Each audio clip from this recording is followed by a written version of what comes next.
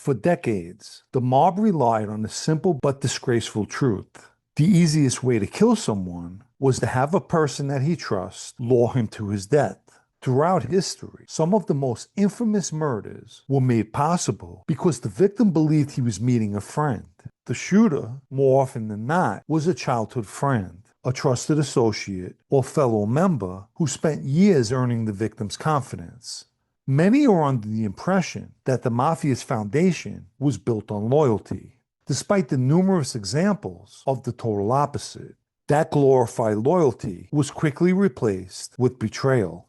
Take a look at Paul Castellano, for instance. He arrived at Spark Steakhouse believing he was attending a meeting amongst friends. Conversely, he was met by bullets to the head. So trust, essentially, eliminates the use of force. A victim doesn't have to be forced into a car by strangers or people he don't trust. However, that same victim wouldn't think twice about entering the car of a trusted friend. And the mob took full leverage of this psychological advantage and exploited it. The cruelest aspect of the betrayal often takes place long before the murder itself. The friend assigned to lure the target may spend weeks or months reassuring him that everything's good, sharing dinners, drinks, laughs, cigars. It's all business as usual, nothing out of the norm. And in the end, it's not the enemies of the target who kill him. It's a friend or friends, men putting up a facade up until the very last moment. I've told the following story before. When I finally realized that something was wrong in my situation, one night I met with Patty Delarosso, and I basically told him I don't want anyone approaching me, even to say hello, because I would blast them. And Patty knew I was strapped up. What's more important is that his response defines the mob. I know, I told them, they got to use shotguns on you. At the time, Patty didn't realize the mistake that he made, or the fact that he exposed himself for the double-crossing weasel that he is. He was a friend of mine, yet he sat and had a conversation about killing me. And over and above that, he offered advice at what type of weapons that they should use. Presently, I'm no longer mad at Patty. He just proved to be an opportunist and the worst kind of enemy, one disguised as a friend. And I know people will say, John, you said you're no longer mad at him, yet you just called him names. And this is true. My answer's simple. Patty is a weasel, nonetheless. He's one that I'm no longer mad at. I'm extremely grateful for his lack of being a true bona fide gangster, because someone I once knew used to say he couldn't hold a lentil in his mouth. A bona fide gangster would never expose such a conversation with the target. Why in the world would you show your hand? Look, I've never said the following before, but I will publicly say it. Thank you, Patty. It meant more to me than you could ever imagine. One significant example on this topic is the Johnny Petrucelli murder. Back in the late 1980s, 1989 to be precise, mob associate Gus Ferracci shot and killed undercover DEA agent Everett Hatcher while he sat in a car in Staten Island. Law enforcement, as you could imagine, conducted a nationwide manhunt for Ferracci. Fully aware of his situation, Ferracci turned to friends and criminal associates to help him evade capture. Over time, he reached out to Petrucelli, a friend he made in prison. Petrucelli ultimately did help Ferracci. When word reached Lucchese boss Vic Amuso that Petrucelli was hiding Ferracci, he sent a message to him to kill Ferracci immediately or shoot himself. Petrucelli, being a true friend, refused to give Ferracci up, or to kill him for that matter. Basically, he signed his own death warrant to save a friend and directly defied an order from the boss. Amuso, in turn, sent word that he wanted Petrucelli to be killed, and who better to do it than someone close to him? The order was given to Bronx captain Mike Salerno, who assigned the hit to Joey Blue Eyes Cosentino. Apparently, Petrucelli was childhood friends with Cosentino, both having grown up together in the Bronx.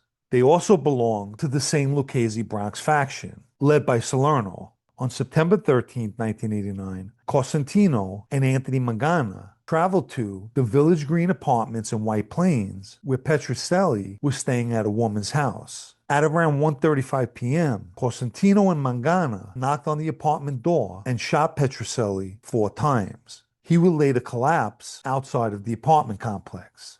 Many people will say Cosentino was just following orders. And I get it, but he also had a choice to make that day. Petraelli was a friend of his from childhood, one who was risking his own life to save a guy from the mob. Cosentino could have secretly given Petraelli a heads up, and nobody would have known. He could have saved his life, but yet he chose not to, and chose to kill his dear friend. Joey Blue Eyes was eventually convicted and sentenced in May 1991 to 25 years for that crime. Be that as it may, by the time he was released, Petraelli had 2 sons who were now men themselves. John Jr. received a life sentence in federal prison in 2002. Joey Petraelli, a former Lucchese associate and now with the West Side, as the story was told to me by Anthony Guzzo, he ran into Joey Blue Eyes one day and, fueled by revenge, had someone hold Joey Blue Eyes' arms behind his back and piped him in the face. At the time the assault took place, Joey Blue Eyes was a Lucchese member, and Joey Petraelli was an associate with the Luccheses as well as the Genovese family. Apparently, the mob let Petraelli get away with hitting a member,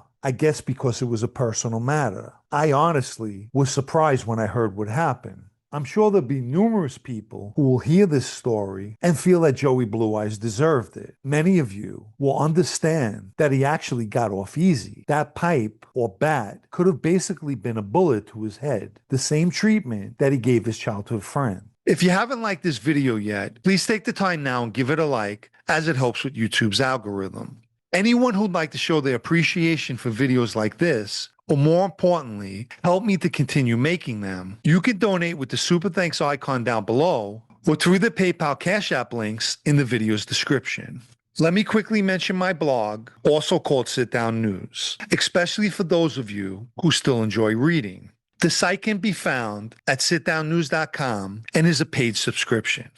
I think the majority of viewers now have a better understanding of what the mob is truly about. Guys like Patty and Joey Blue Eyes are fair-weather friends who will walk you to your death or be the cause of it. In the end, the murder of Johnny Petrucelli wasn't just another mob hit. It was a stark reminder of how the mob operates. When an order comes from the top, even decades of friendship is in no comparison to the demands of a boss. Petrucelli was killed by a man he knew very well, someone he trusted and called a friend. What's ironic, that life is supposed to be an organization that promises loyalty and brotherhood. But time and time again, the mob proves that its greatest betrayals actually come from within.